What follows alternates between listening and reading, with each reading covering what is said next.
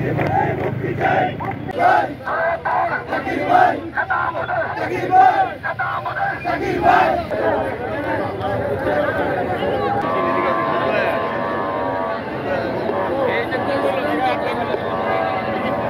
মিথ্যা মামলায় দীর্ঘ 20-22 বছর যাবৎ যে জাকির খান মিথ্যা মামলায় সে আজকে দেশের বাইরে ছিল এবং দেশে আসার পর সে কারাবন্দী হয়েছে।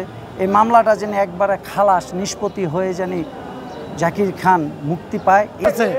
এই ছাত্র জনতার হত্যার উদ্দেশ্যে আমি তৈমুর আলম খন্দকারের ফাঁসি চাই। তৈমুর আলম খন্দকারের ফাঁসি হয়, আমরা তার ফাঁসি চাই, আর আমার নেতার মুক্তি চাই। এই নারায়ণগঞ্জের কুখ্যাত কুলাঙ্গার যিনি খালি কয় খেলবো খেলবো, আর খেলতে গিয়ে তারে মাঠে পাওয়া যায় না। ওই মিথ্যাবাদী, ওই মির্জাফর, ওই জাতীয় বেমান, সে তার রাজনৈতিক জীবনের স্বার্থ হাসিলের জন্য আমাদের নেতা নারায়ণগঞ্জের সর্বস্তরের জনসাধারণের হৃদয় স্পন্দনে যার নাম লেখা জাকির খানকে।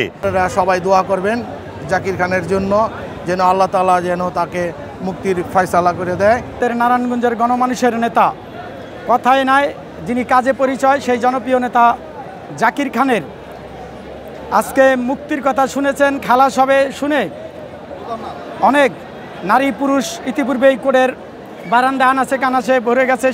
আমার নেতা জাকির খান 17 বছর ধরে মিথ্যা মামলা, সে হয়রানির শিকার, তার নামে যতদূর মামলা হয়েছে ষড়যন্ত্রমূলক মামলাগুলি হয়েছে। আপনারা জানেন আমার নেতা আমার অহংকার জাকির খানকে একটি বানোয়াট মিথ্যা মামলা দিয়ে নারায়ণগঞ্জের সুপরিচিত দালাল হিসাবে পরিচিত, যাকে দালাল হিসাবে আখ্যায়িত করা হয়েছে তৈমুর আলম খন্দকার।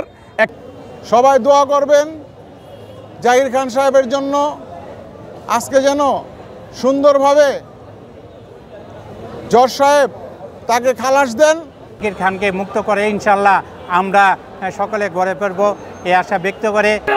জাকির খানের মিথ্যা মামলা, জাকির খানের মিথ্যা মামলা তুলে নাও, নিতে হবে। জাকির খানের মুক্তি চাই, নারায়ণগঞ্জের মাটি জাকির খানের ঘাঁটি, জাকির খান